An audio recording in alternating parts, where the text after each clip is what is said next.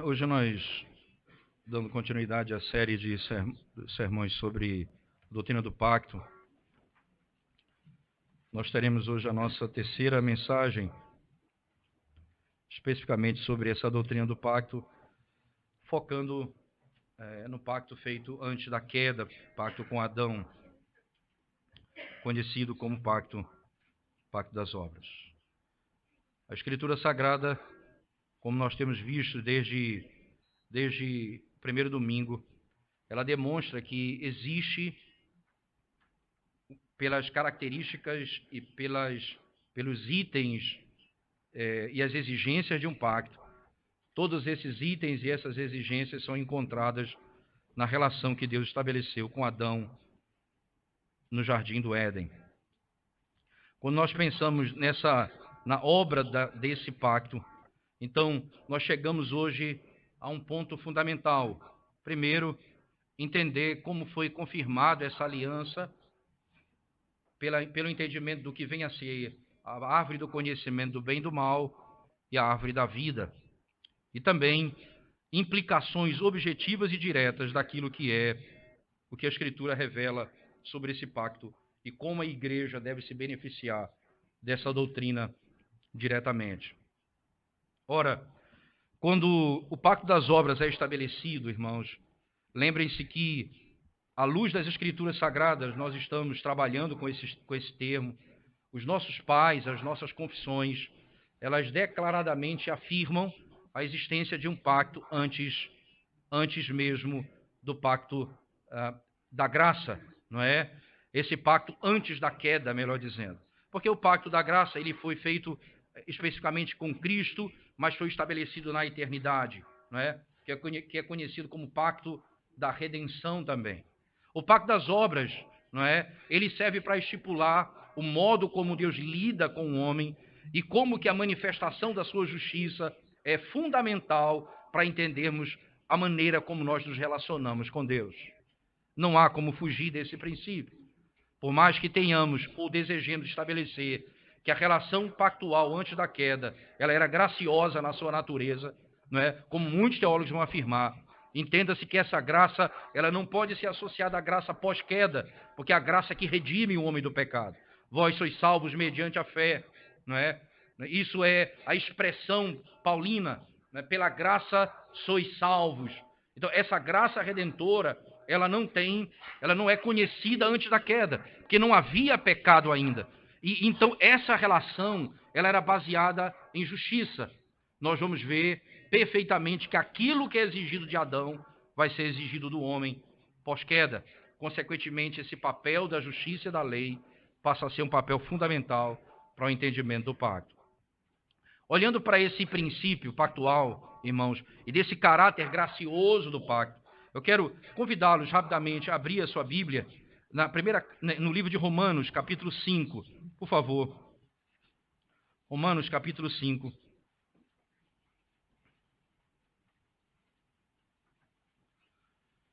Verso 12, especificamente diz assim: portanto, assim como por um só homem entrou o pecado no mundo, e pelo pecado a morte, assim também a morte passou a todos os homens, porque todos pecaram.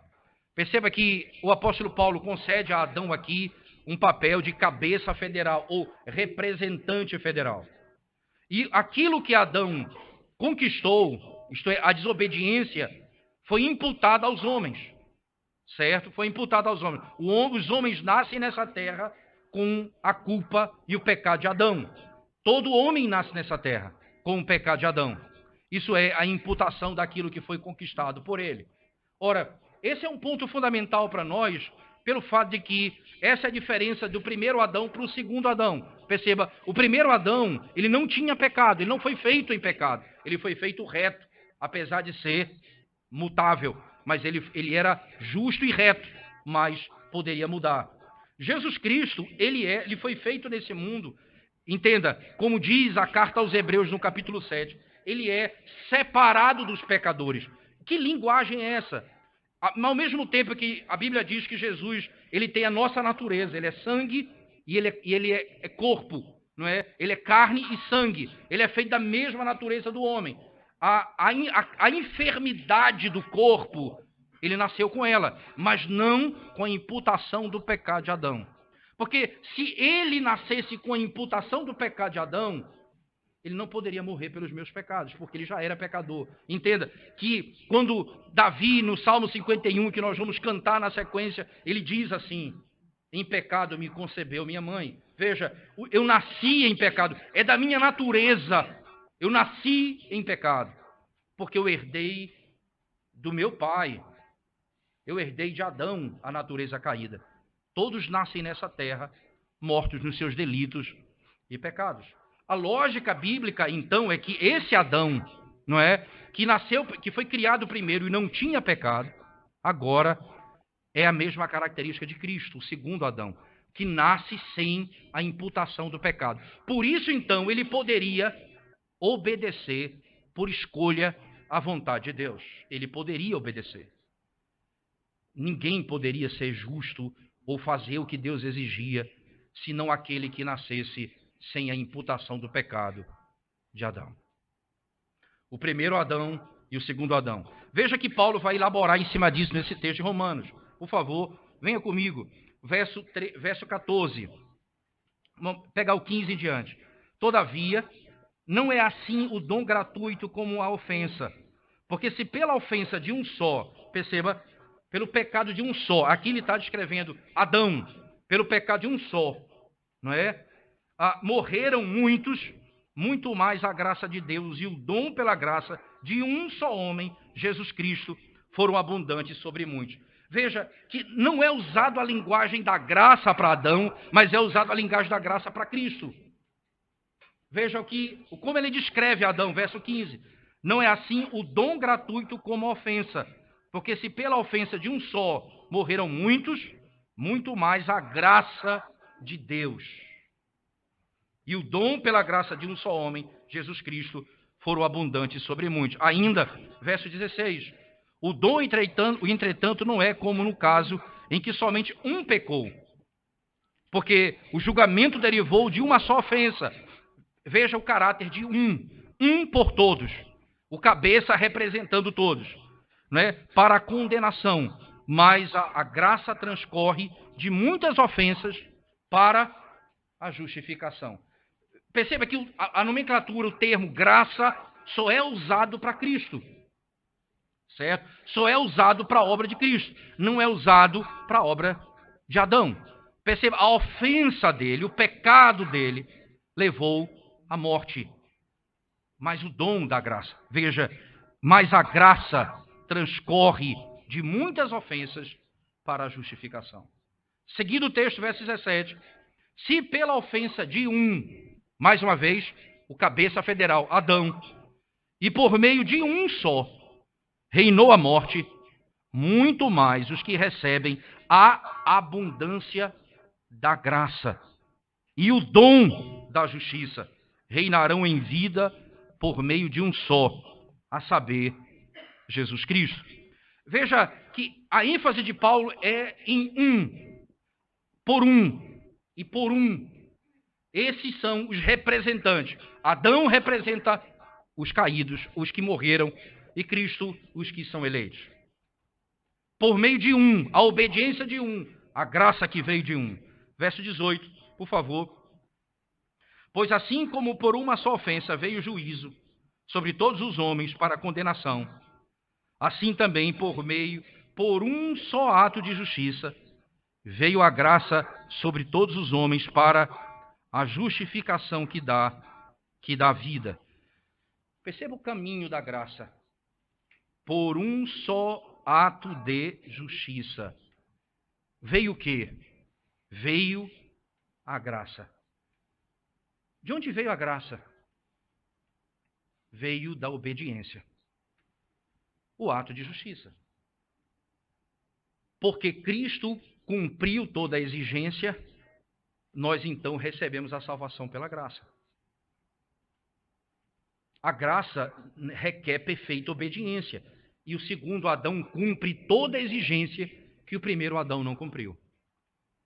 Por isso, aqueles que estão em Adão estão vivendo na condenação do pecado. E os que estão em Cristo recebem a graça porque ele cumpriu toda a justiça de Deus. Ainda encerrando o texto, verso 19, ele diz: porque, como pela desobediência de um só homem, muitos se tornaram pecadores, assim também por meio da obediência de um só, muitos se tornarão justos. Perceba, como é que eu me torno justo? Como é que eu sou declarado justo? Pela obediência dele. Veja que a própria linguagem ele fala, foi imputada a mim a obediência dele. Eu sou declarado justo não por minha obediência, mas pela obediência dele. É o que o texto está dizendo. Eu sou declarado justo, entende? Não porque simplesmente Cristo morreu. Cristo morreu pelos meus pecados e ele então me purifica de todo pecado. Se apenas Cristo conquistasse para mim a libertação do meu pecado, ele nos deixaria no estágio que Deus nos criou, com um Adão que não tinha pecado.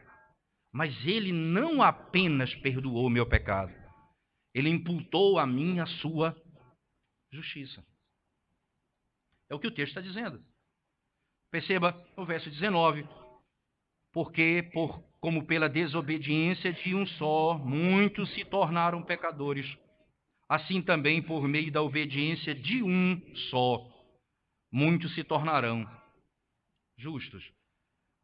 Eu não vou me tornar justo pela minha obediência, mas pela obediência de um só.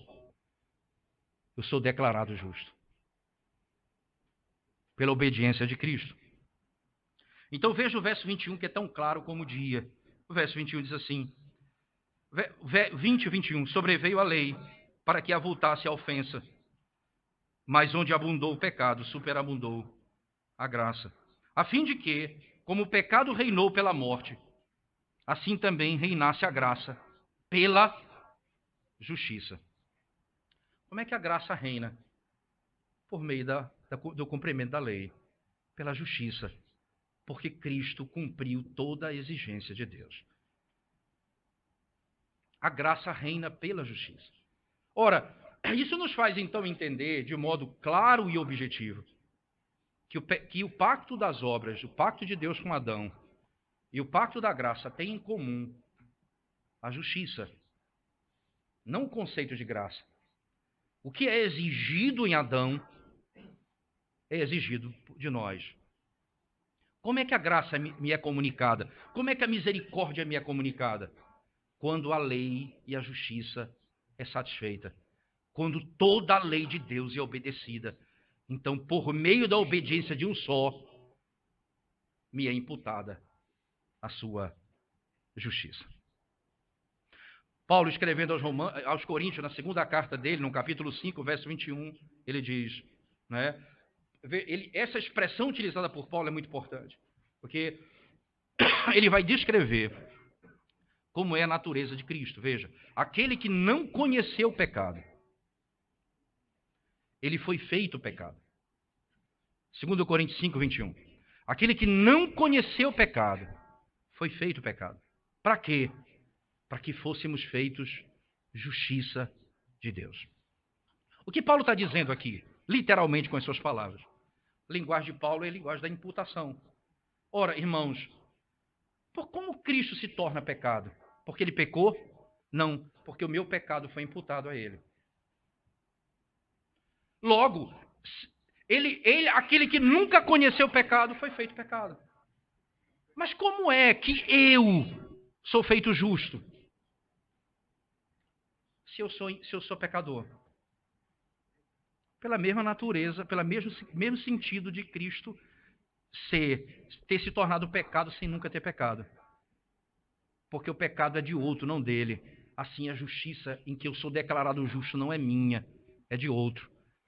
Da mesma forma, Jesus Cristo e a sua justiça foi imputada a mim.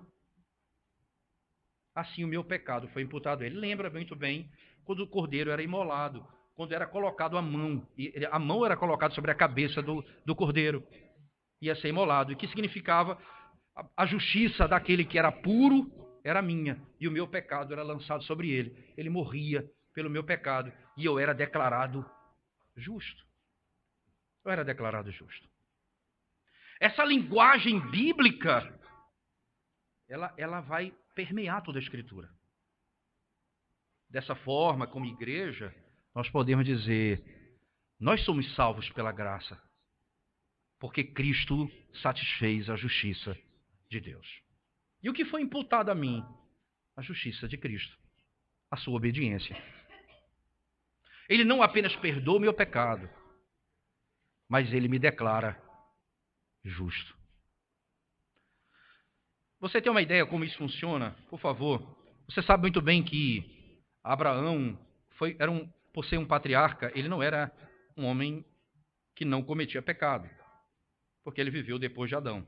Todo homem depois de Adão, exceto Cristo, que nasceu sem imputação do pecado de Adão, todo homem é pecador.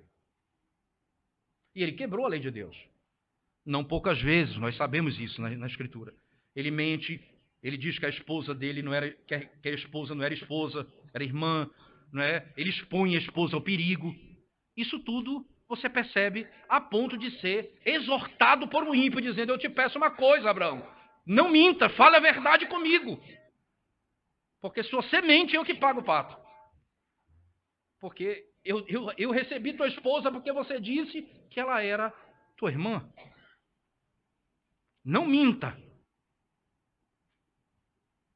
Mas a Bíblia diz que Abraão creu no Senhor e foi imputado sobre ele a justiça. E veja como a Bíblia descreve Abraão, mesmo tendo quebrado a lei e sendo como qualquer um de nós, pecador. Veja, por favor, livro de Gênesis, capítulo 26.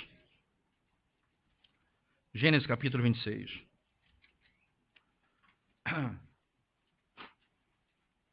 Verso 4 e 5. Veja o que o texto diz. Multiplicarei a tua descendência como as estrelas dos céus e lhe darei todas estas terras. Na tua descendência serão abençoadas todas as nações da terra. Porque Abraão obedeceu a minha palavra e guardou os meus mandamentos e os meus preceitos e os meus estatutos e as minhas leis. Abraão cumpriu toda a minha lei. Como é que ele pode ter cumprido toda a lei? Da mesma forma como eu e você, é imputada a nós a justiça de Cristo. Como Deus nos vê em Cristo? Ora, não há possibilidade de um homem pecador entrar na presença de Deus se Cristo não for a sua justiça e salvação. Essa é a expressão bíblica da maneira como o Senhor nos vê em Cristo Jesus. Ele era declarado assim. Esse ponto, ele é essencial para a vida da igreja. Porque senão nós vamos ter um conceito de graça barata. A graça que não vem pela perfeita obediência e pelo sofrimento de Cristo Jesus. Que pagou a pena pelos meus pecados sem nunca ter pecado. Foi imputado a ele o meu pecado. E foi imputado a mim a sua justiça. Assim como ele nunca pecou, foi feito pecado, eu sou declarado justo, sendo ainda pecador. Sendo ainda pecador. Essa é a esperança para a igreja. Esse é o conforto nas nossas lutas. Essa é a nossa alegria no nosso sofrimento. Nós vamos buscar como Deus nos vê. Ele nos vê em Cristo. Onde está a minha confiança em Cristo? A nossa confissão de fé chega a dizer, em termos lindos, não é? Alguém diz assim, leia a confissão, ela é uma linguagem seca. Não é, é pastoral. Ela fala, ainda que a nossa fé seja pequena, se ela for colocada em Cristo Jesus, ela é perfeita. Ainda que ela seja pequena, mas se ela for posta em Cristo Jesus, ela é perfeita. Porque é imputado a mim a sua justiça. Quando diz aumenta a nossa fé, não é para você ser salvo, é para você fazer o que Ele manda, porque você creu no Senhor no dia em que Ele te salvou. Diante desse princípio, não é? Essa verdade completa, ela se revela nessas duas árvores que estão estabelecidas no Éden. A árvore do conhecimento do bem e do mal e a árvore da vida. Por favor, voltemos o texto sagrado, para o texto Gênesis, quando no capítulo 2, verso 17, ele fala que ele pode comer de toda a árvore do jardim, exceto da árvore do conhecimento do bem e do mal, porque o dia que ela comer, certamente ele vai morrer. Que árvore é essa, irmãos? Que tipo de árvore era essa? A Escritura não determina, ela não fala que árvore é essa. Então, qualquer coisa fora disso é especulação. A Escritura não diz que tipo de árvore é essa. Mas, independentemente do que ela era, que árvore era, ela não era chamada assim, como se ela tivesse algum poder ou virtude para fazer o homem sábio. Nela mesmo, inserido nela. Perceba que essa foi a prática de Satanás, foi a inferência de Satanás quando tenta Eva, dizendo, ora, se você comer do fruto dessa árvore, você vai ser sábia. Você vai ser igual a Deus. Ela disse, se você comer, você vai ser igual a Deus. Lembre-se que Satanás era mentiroso desde o princípio. É o que está escrito em João 8,44. Satanás, ele é mentiroso desde o princípio. Mas não apenas mentiroso, ele é homicida. E ele sabe o meio de matar a humanidade. O meio de matar a humanidade não é simplesmente pela violência, mas pela quebra da lei de Deus. Quando a lei de Deus foi quebrada, toda a humanidade caiu e morreu. Por causa do pecado de Adão. Ela era chamada árvore do conhecimento do bem e do mal, porque eles sabiam que aquela experiência que Deus estabeleceu de plena felicidade que eles tinham. Perceba, quando eles entendem o que eles tinham, eles vão entender no momento em que eles comem da árvore. E aquela alegria, aquele prazer que eles possuíam é perdido imediatamente. E eles, então, caem em miséria imediatamente. Então, aquilo que Deus havia dado a eles foi imediatamente arrancado deles no momento em que eles pecam. Ela tinha esse nome porque era um sinal de alerta. Estejam atentos para o conhecimento experimental do mal. Porque eles conheciam a Deus. Porque eles foram criados à imagem e semelhança de Deus. O apóstolo Paulo, escrevendo aos Efésios no capítulo 4 e Colossenses 3, ele vai descrever que Deus nos fez a imagem de Deus em pleno conhecimento. Ora, Adão foi criado em pleno conhecimento. Ele conhecia Deus. Mas há uma tentação de querer conhecer o mal experimentalmente. Deus conhece o bem e o mal sem nunca ter provado o mal, porque ele é todo bom. Eles deveriam conhecer o mal sem nunca ter provado o mal. Eles sabiam tudo que era bom, porque Deus tudo que fez dizendo, é bom. O primeiro dia é bom. Tudo o que ele fazia era bom. Eles estavam familiarizados com o que é bom, em todos os aspectos da vida.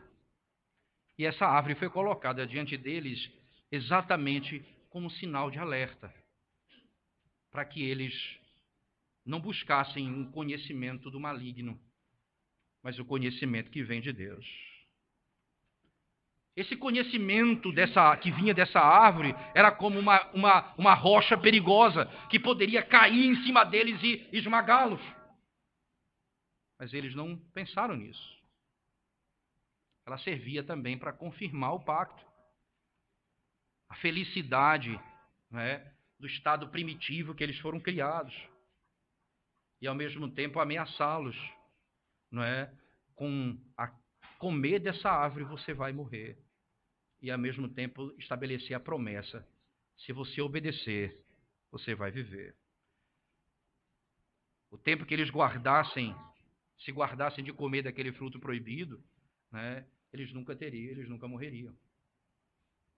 Dessa forma, nós podemos então dizer que os nossos primeiros pais não poderiam cair por nenhuma outra transgressão, senão comer do fruto daquela árvore. E essa é uma discussão interessante, porque no livro do Palmer Robertson, por exemplo, que é um livro excelente na área de pacto, Cristo dos Pactos, não é? Mas ele defende essa tese, ele defende que eles poderiam ter caído pela quebra dos outros mandatos. Me parece estranho isso pelo simples fato de que não havia promessa, nem havia ameaça naqueles mandatos, mas apenas em comer do fruto da árvore. Havia uma promessa envolvendo ameaça. Me soa estranho quando eu escuto alguém falar isso, não é? Dessa maneira, o mal ou o maligno, não é? Ele tinha atacado o homem imediatamente naquilo que Deus havia ordenado e prometido, dizendo: ora, Deus não é bom para fazer o que ele promete, pelo contrário, ele não dá para você, porque ele sabe que por meio dessa árvore você vai ser sábio e você vai ser igual a ele. Ora, se aqueles outros eram a prática deles e deveriam então ser tentados nela também, mas não foram. Satanás vai tentar exatamente naquilo que Deus havia proibido. Esse é um ponto importante. A estratégia de Satanás vai ser um sucesso. E ele vai arruinar toda a raça humana, levando todos à queda. A árvore do conhecimento do bem e do mal. E essa é a disposição do coração do homem. Perceba, a autonomia. E Deus está dizendo: submeta-se à minha vontade. Deus poderia ter colocado a promessa e não a ameaça. Estaria implícito a ameaça também. Mas ele coloca a ameaça e não a promessa. Porque como pai, ele quer ensinar aos seus filhos que nós devemos amar a obediência independentemente daquilo que vamos receber.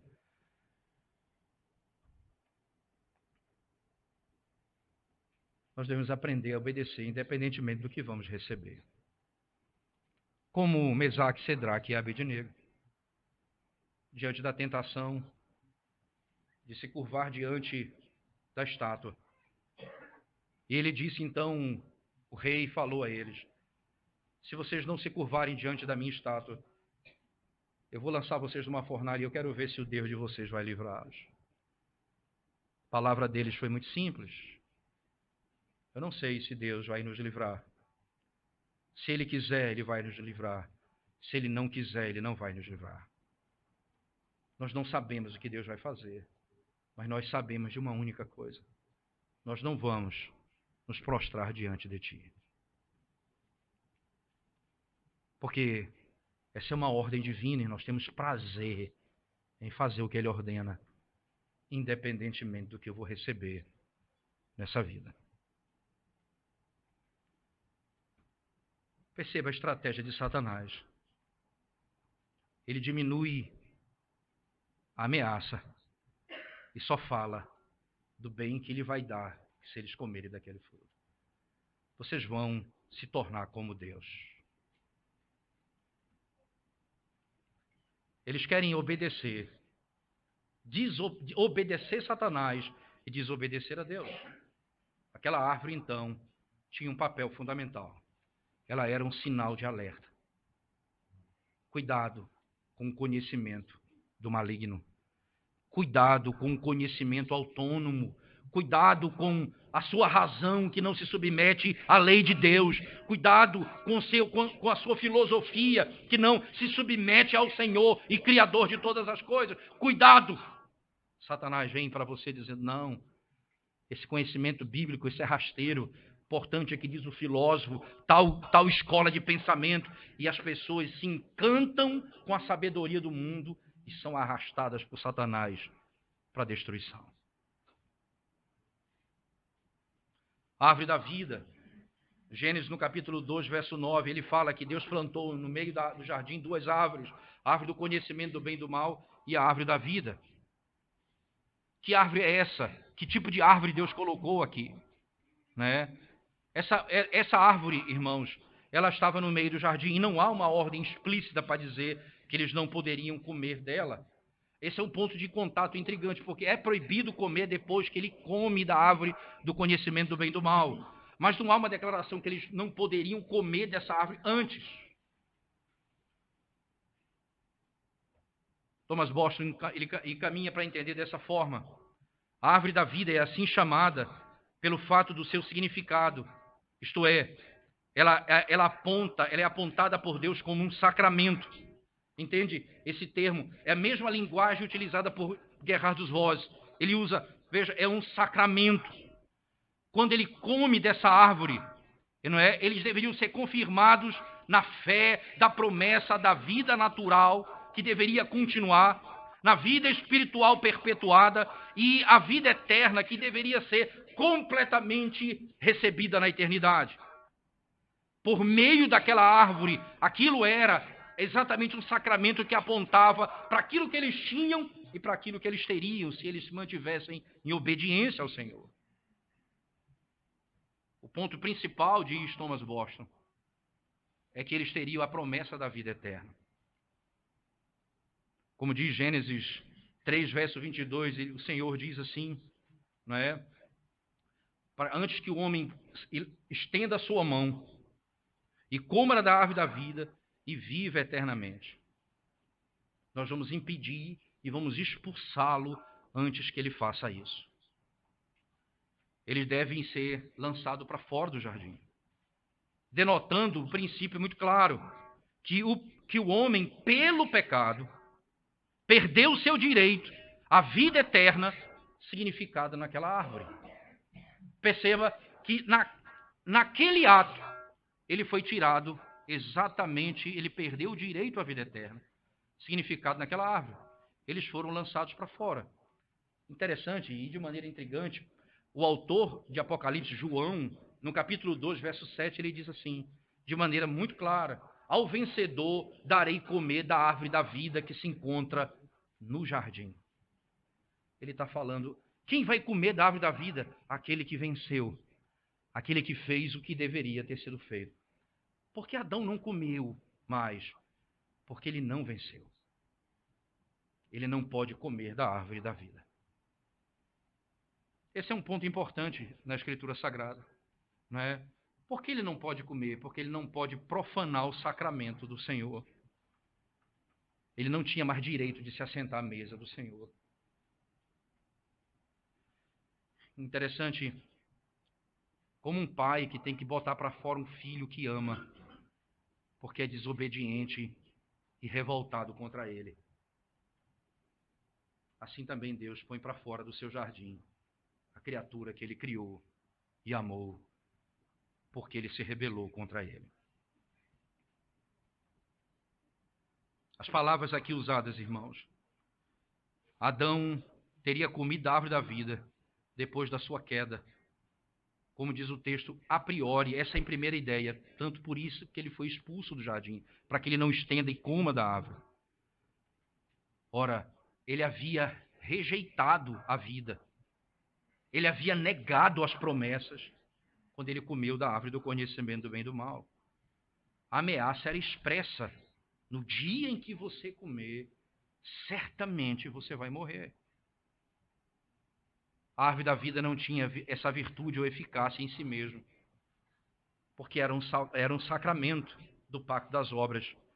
No momento em que ele pecou, ele foi impedido de participar desse sacramento.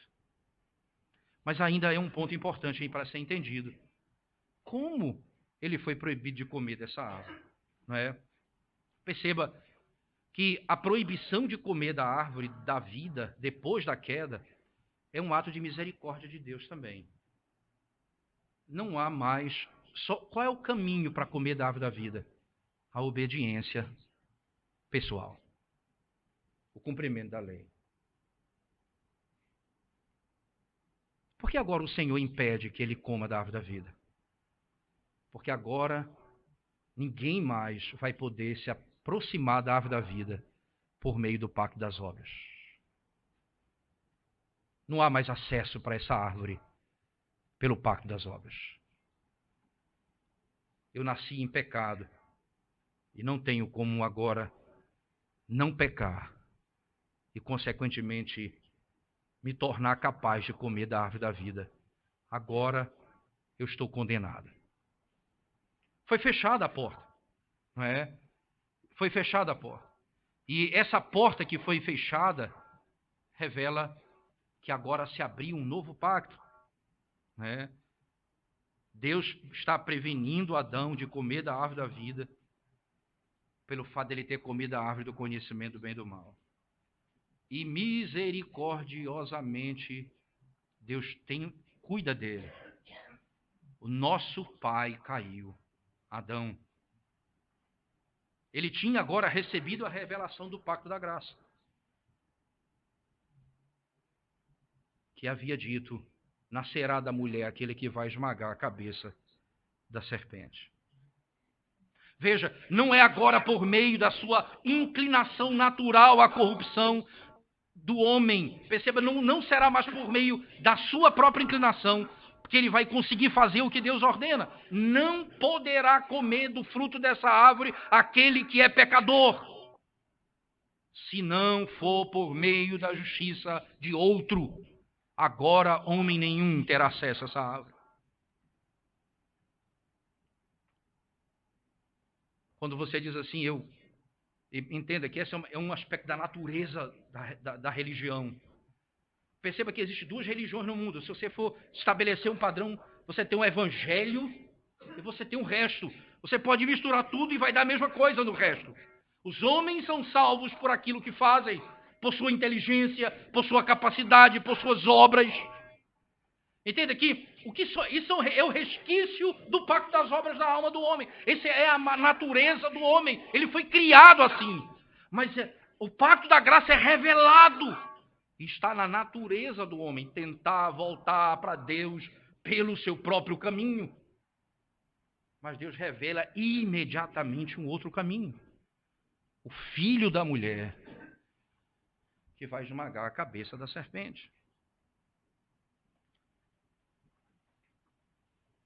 Não há como pensar de outra forma. Não há como pensar de outra forma. Adão, diante de Deus, não tem como voltar a comer da árvore da vida, porque falhou. Imediatamente a bifurcação se revela. Caim e a descendência de Adão. Gênesis 4 e Gênesis 5. Gênesis 5, a descendência de Adão sem Caim. Gênesis 4, a descendência de Caim sem Adão. Porque Adão creu e toda a sua descendência foi salva. Caim se apartou do Senhor e foi viver exatamente a realidade da religião, que é tentar ser salvo por sua própria obediência. Essa é a forma natural do homem viver. Então Deus entra em aliança com o homem, não é? Para que esse homem, por meio da sua obediência, pudesse conquistar a vida eterna.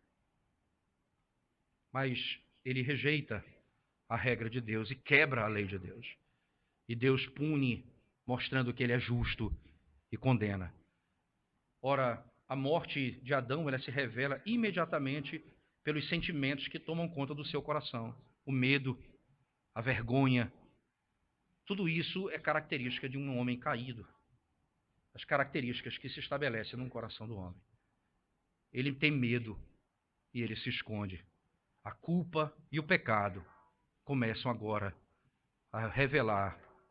Como diz ainda outro teólogo, ele foi ferido mortalmente. Em pouco tempo, ele iria também morrer fisicamente. Foi colocado nele a ferida mortal e não havia como escapar da morte que o aguardava. Quando Deus faz essa aliança com Adão, irmãos, nós podemos então pensar em alguns aspectos grandiosos desse pacto, não é?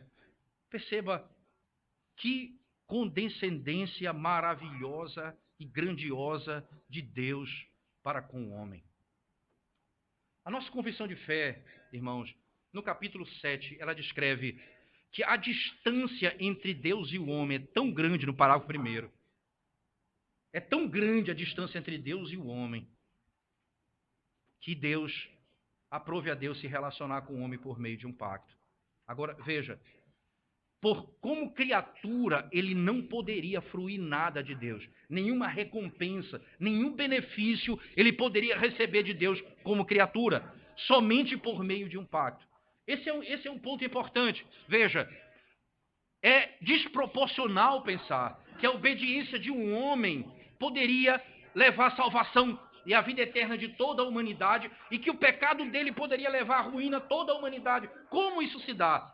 A confissão responde isso de duas formas, dizendo que há uma relação entre Deus e o homem como criador-criatura e há uma relação pactual entre Deus e o homem. Ora, na natureza da criação, nós fomos criados por Deus e como criaturas nós devemos obediência a Deus. Ora, esse princípio é tão importante entender por um fator fundamental. Veja, o homem estava preso a Deus por ser criatura. Mas Deus não estava preso ao homem por ser criador. Por isso não há nenhuma promessa pela obediência do homem. Não há nenhuma promessa pela obediência dele. Nem o pecado dele o levaria à morte, mas necessariamente toda a humanidade. Por que isso alcança essa grandiosidade? Porque Deus estabelece um pacto. Veja, ele diz, se você comer, você vai morrer. Paulo vai interpretar, ele é o cabeça federal. Toda a raça humana está representada nele. Então, o que Deus estabelece é por meio de uma aliança. Ele vai dar ao homem esse princípio. Se você me obedecer, você vai receber os benefícios da obediência. Se você não me obedecer, você vai receber o juízo da desobediência. Essa linguagem bíblica, faça isso e viva. Embora ele seja um Deus glorioso e infinito, ele é a fonte de toda a bênção.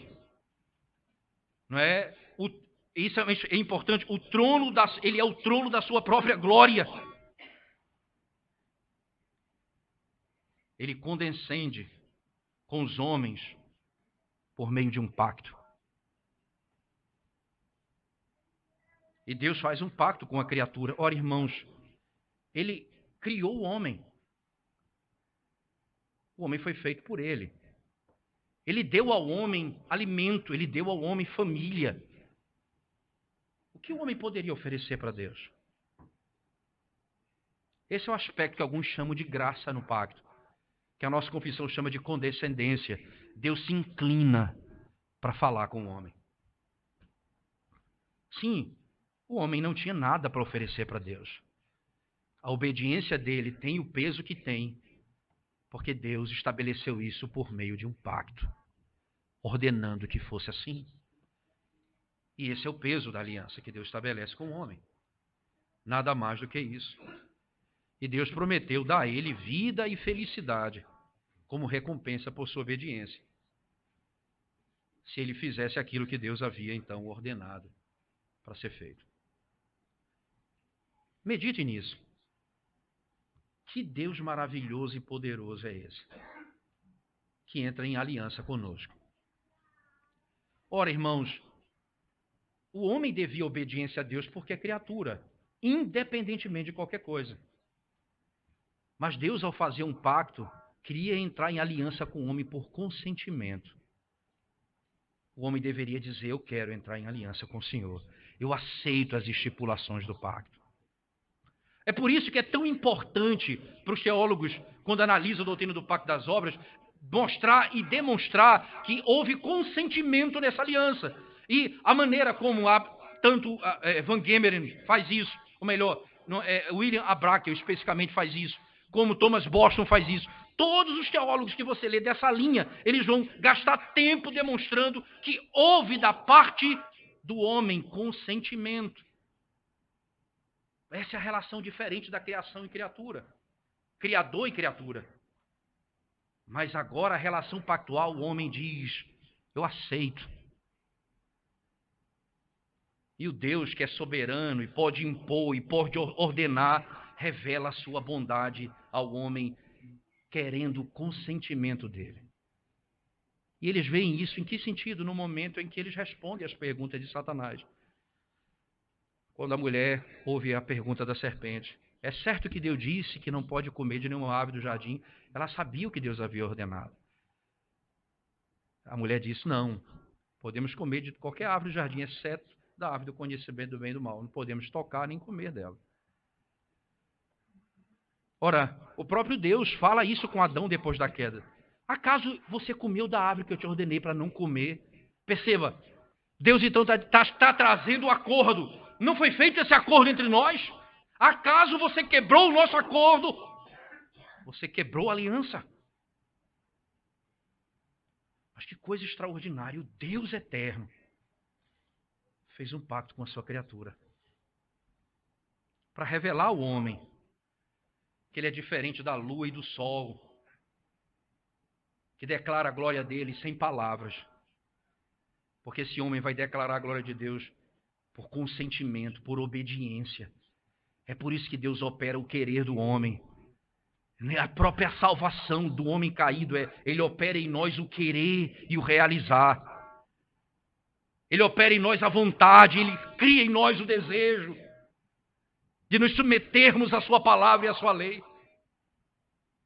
Porque o homem não vai adorar a Deus, ele vai se curvar diante dele, reconhecendo a sua glória. E veja, irmãos, que glória é essa verdade. Deus não precisava do homem nem de anjos, eles são criaturas divinas e Deus não os criou porque necessitasse deles.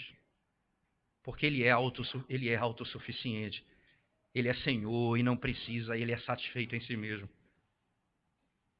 Mas ele criou o homem para que esse homem e os anjos com seus lábios, por consentimento, declarassem a glória de Deus.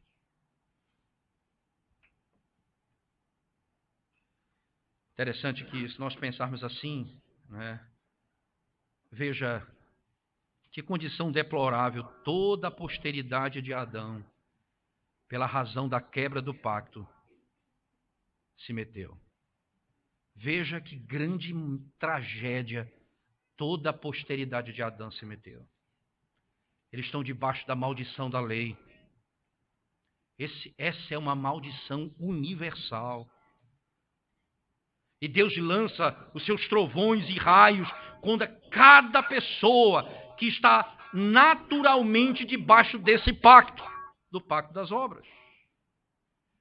E não mudaram o seu estado. Esses ainda dependem da sua obediência para ser salvo.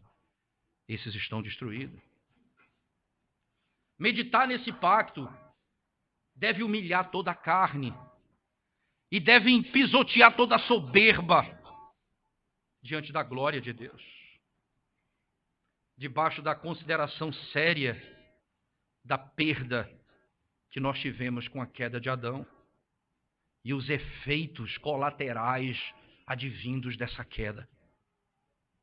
Nós perdemos tudo o que é bom, tudo que é valioso, a imagem e o favor de Deus. E nós estamos debaixo da ira e do desprazer de um Deus santo. Assim estão todos os homens que andam nos escombros desse pacto. Agora veja a extraordinária riqueza da bondade e misericórdia de Deus em providenciar um pacto melhor para recobrir, restaurar o homem caído em Adão.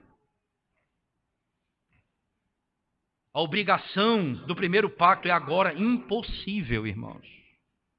E a penalidade desse pacto é intolerável. Esse pacto não admite arrependimento. Ele não aceita nenhum atalho. Não há atalho nesse pacto. Pelo contrário, esse pacto deixa o homem como um malfeitor nas mãos da lei. Ele vai ser punido. Bendito seja o Senhor pela revelação do pacto da graça, onde a vida e a salvação é providenciada livremente e oferecida ao homem caído por meio da obediência e satisfação do segundo Adão.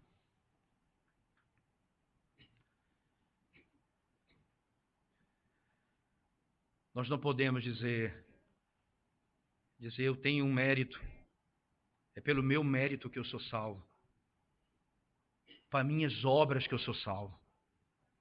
Eu vou dizer, é pelo mérito de Cristo Jesus que eu sou salvo. Quando os anjos pecaram, Deus os expulsou dos céus e os deixou para perecer na sua miséria no inferno.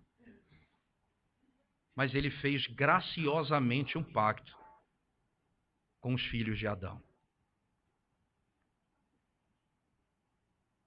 Ele enviou um cordeiro, seu filho, a semelhança de homem, para sofrer a penalidade do pecado e cumprir a lei perfeitamente. E aí você vai ver os resquícios desse pacto se encontram nas religiões, como falamos. Muitos acreditam que podem ser salvos por sua própria obediência. Se você perguntar na igreja, você vai se assustar. O que é que garante que você é salvo? A maioria das pessoas vão dizer, é porque eu não falto um culto. É porque eu sou dizimista. É porque eu contribuo na igreja. O que é isso, irmãos? Esses ainda andam nos escombros do pacto das obras.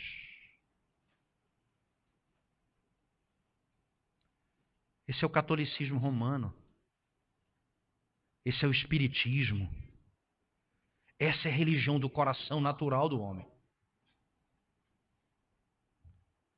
Que garante que eu sou salvo.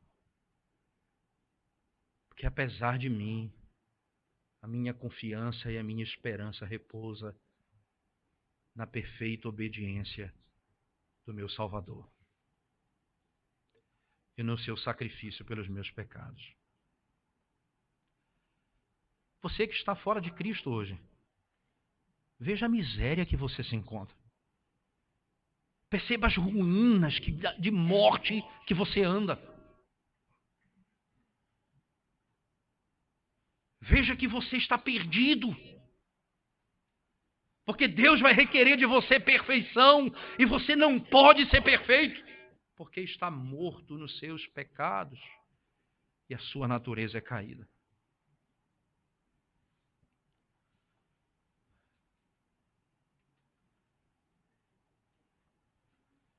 Veja a miséria que você se encontra.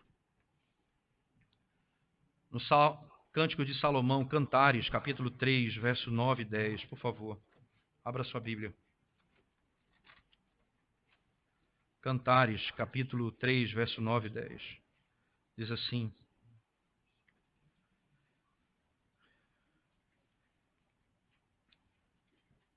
essa palavra palanquim aqui não é simplesmente uma ideia, mas é como se fosse uma carruagem.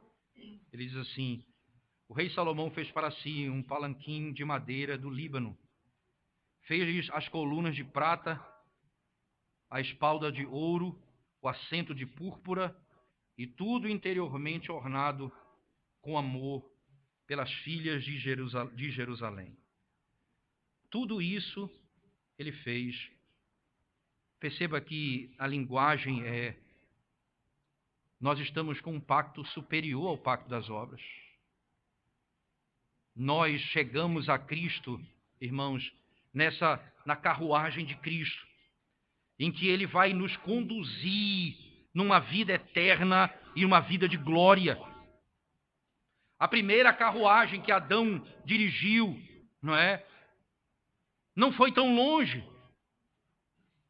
E não pode mais ser o lugar que nos conduz aos céus. As filhas de Sião não poderão mais andar nelas. Essa carruagem é tão frágil que o único pecado quebra ela completamente. Esse pacto é tão frágil que um único pecado destrói ela completamente. Abandone a carruagem tão frágil que você anda e suba na carruagem do pacto da graça. E você vai ser levado com segurança para a terra de descanso e para a glória eterna de Deus. Lá será o destino daqueles que estão submetidos ao pacto da graça.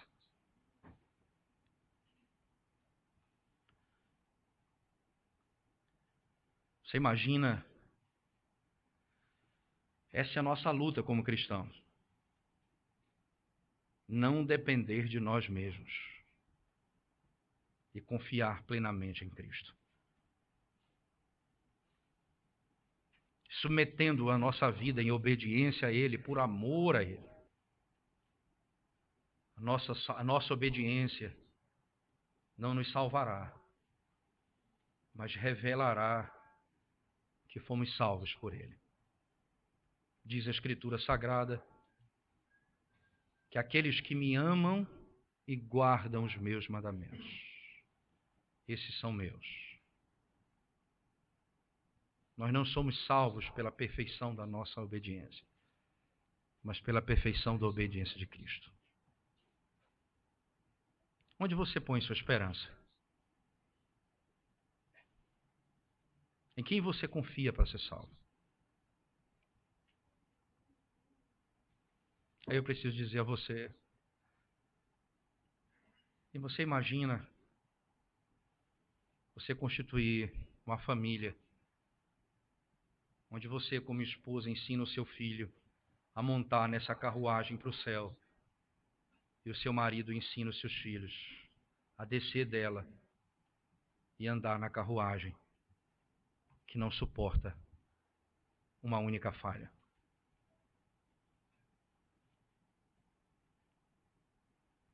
No pacto da graça. No pacto da graça. O Senhor diz: eu vos escrevo para que não pequeis. Se todavia alguém pecar, nós temos um advogado junto ao Pai, Jesus Cristo o justo. Só no pacto da graça há lugar para arrependimento e restauração. No pacto das obras não há lugar para arrependimento. Porque ninguém morreu pelo seu pecado. Corra para Cristo hoje, para a sua própria salvação. Confie na obra de Cristo e tenha segurança nele, em meio às suas tribulações. Nós estamos firmes, porque a nossa confiança repousa no Senhor. A nossa força vem dele. Essa é a alegria da igreja e a esperança do pecador. Vamos orar mais uma vez ao Senhor, irmãos. Ó Deus santo e bendito, nós te damos graças mais uma vez por tua palavra. E desejamos, Senhor, pelo amor do teu nome, botar a nossa confiança plenamente no teu Filho, o segundo Adão, que cumpriu perfeitamente as exigências do Pai, obedecendo toda a lei e sofrendo as penalidades que eram insuportáveis ao homem, imputando a nós a tua justiça, declarando-nos justos, sendo ainda pecadores, porque o Senhor foi feito pecado sem nunca ter cometido pecado. Por isso a nossa salvação vem de ti, a nossa esperança repousa em ti, e tu és a nossa alegria, Senhor, hoje e para sempre. Em nome de Jesus. Amém.